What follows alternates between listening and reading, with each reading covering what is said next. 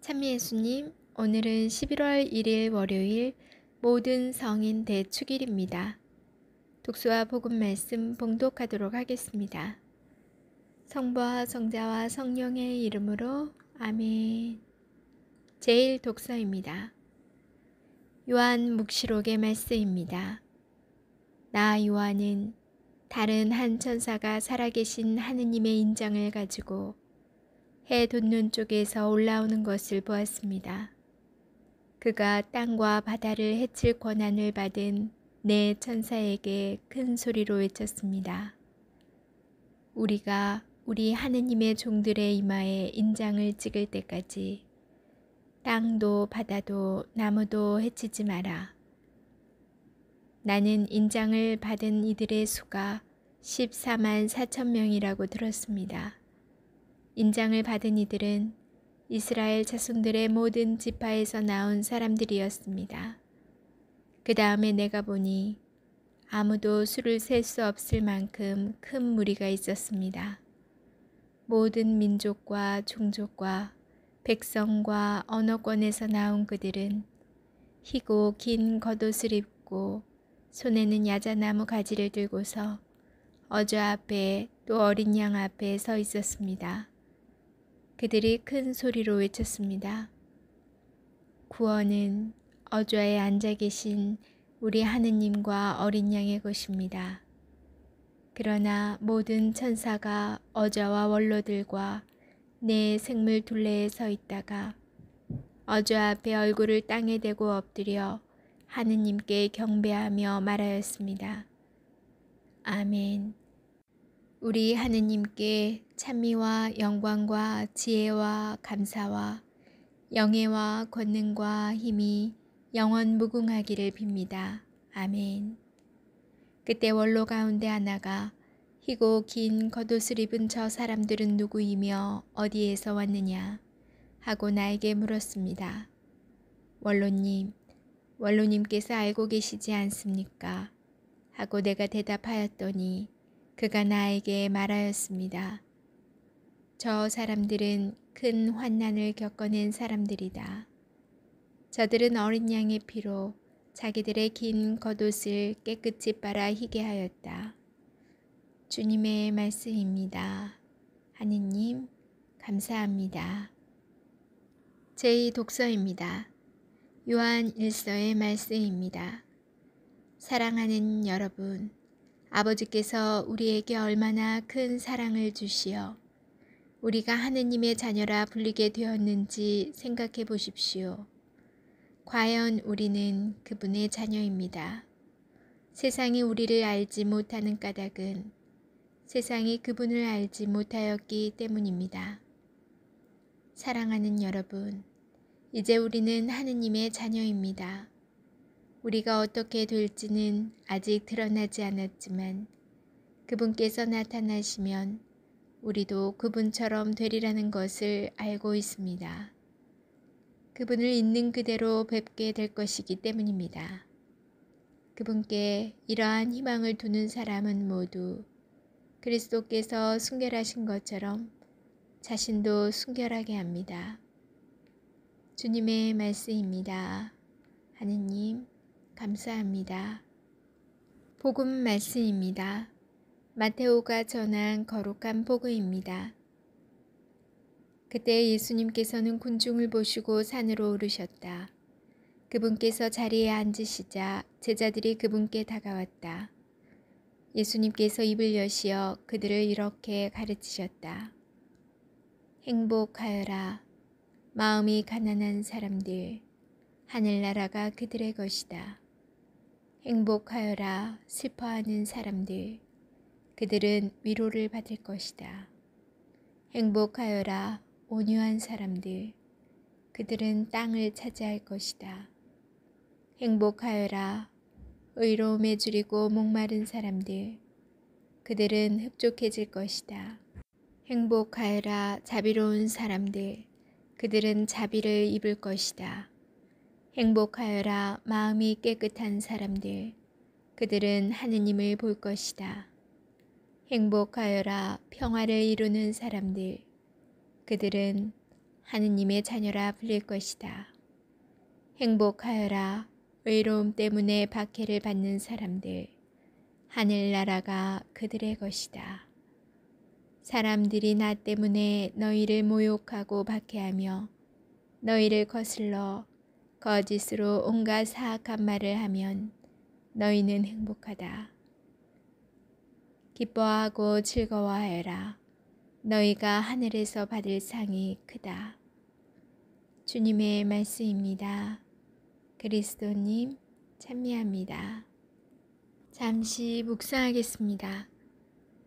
지나간 시간을 되돌아보면 즐겁고 행복한 일만 있었던 것은 아닙니다. 힘들고 어려웠던 때도, 좌절과 실패를 맛보았던 때도 있었습니다.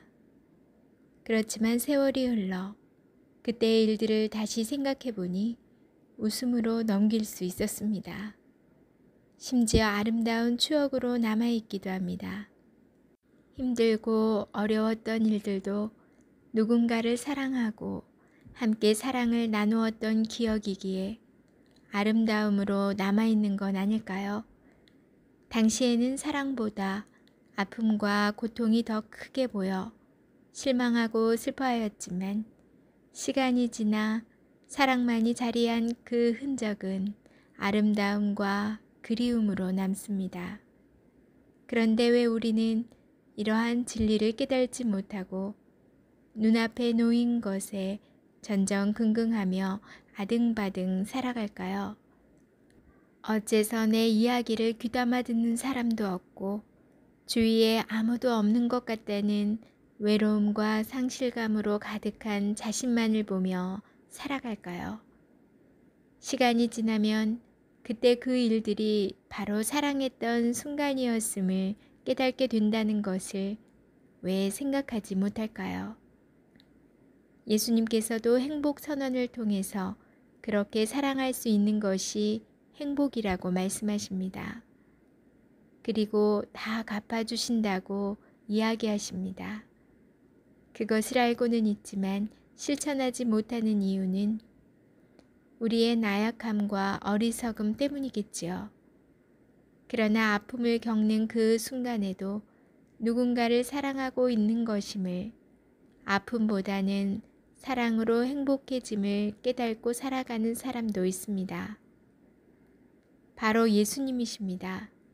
예수님께서는 십자가의 고통 속에서도 우리를 위한 사랑과 희생으로 기꺼이 그 십자가를 지고 행복해 하셨습니다.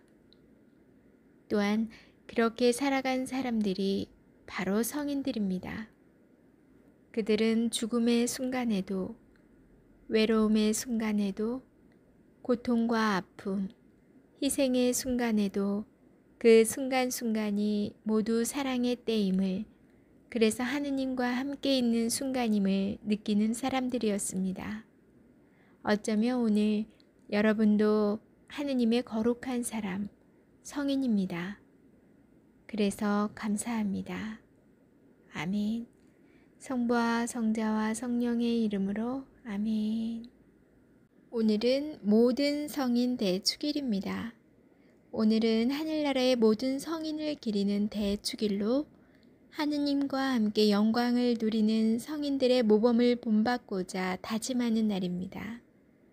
특히 전래력의 축일이 별도로 지정되지 않은 성인들을 더 많이 기억하고 기리는 날입니다. 동방교회에서 먼저 시작된 이 축일은 609년 보니파시오 4세 교황 때부터 서방교회에서도 지내게 되었습니다. 5월 13일에 지내던 이 축일을 9세기 중엽 11월 1일로 변경하였습니다. 교회는 이날을 통하여 그리스도인들에게 죽은 뒤에 새로운 삶을 바라며 살아가도록 미래의 영광스러운 모습을 보여줍니다. 또한 지상의 우리와 천국의 모든 성인 사이의 연대성도 깨우쳐 줍니다. 네, 오늘은 11월 1일입니다. 어느새 달력이 2장밖에 안 남았네요.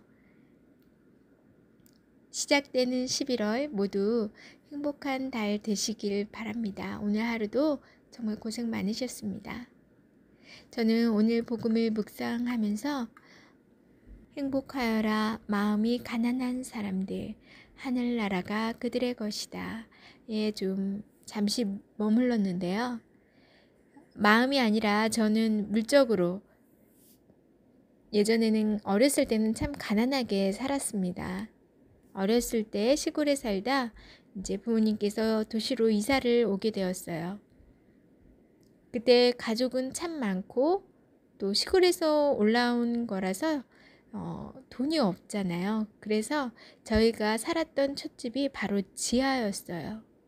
방은 3개였지만 저는 지하라는 곳에 사람이 사는 건지도 몰랐어요. 시골에서는 그냥 다 마당 있고 이렇게 집 있고 살았잖아요. 다 그렇게 살아가는 건 줄 알았는데 그래서 이렇게 아파트 같은 이런 성냥갑 같은 게 참 신기하게 느꼈었고 어린 마음에 거기서 살면 어떤 기분일까 했는데 저희 첫 집이 그 연립 같은 데 지하였던 거예요. 거기서 많은 가족이 옹기종기 정말 아웅다웅 살아갔는데 어려서 그런지 그 불편한 건 물론 있었어요. 굉장히 습하더라고요. 비가 오는 날은 이렇게 물이 바닥에 차기도 하고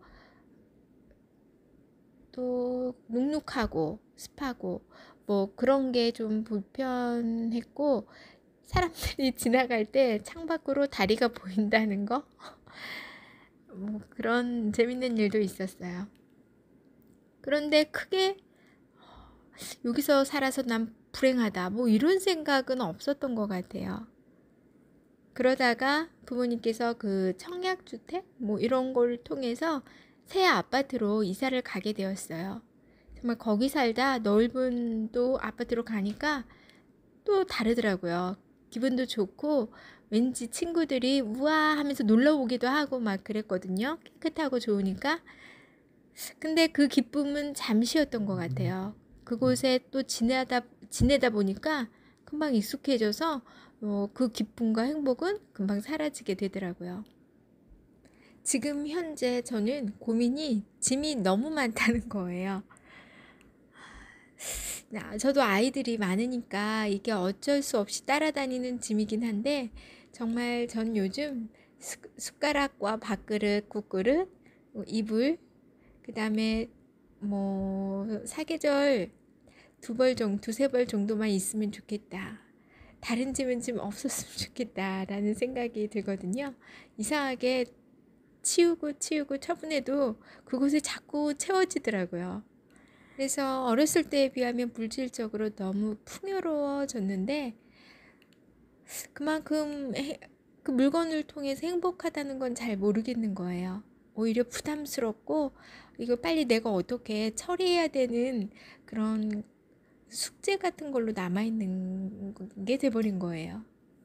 그래서 저는 이렇게 물적으로도 육적으로도 그런데 마음 또한 너무 생각도 많고 고민도 많고 그렇다 보면 그거에 치여서 하느님을 바로 볼 수가 없겠다라는 생각이 들더라고요. 그래서 정말 마음이 가난해야 아무것도 없어야 하느님을 온전히 바라볼 수 있고 또 주님께 온전히 의탁하고 기대고 의지하고 맡기면서 살아갈 수 있겠구나. 그래서 행복하여라. 마음이 가난한 사람들 하늘나라가 그들의 것이다. 주님께서 이렇게 얘기하셨구나 라는 게 너무 제가 살아온 날들하고 생각해 봤을 때 공감이 되어서 잠시 머무르며 묵상을 해보았어요. 여러분들은 어떤 인생을 사셨나요? 부유하게 아니면 가난하게 아니면 보통으로 그때마다 정말 행복을 주는 것은 무엇이었는지 묵상해 보시면 좋을 것 같습니다. 남은 오늘 하루도 잘 마무리하시고요.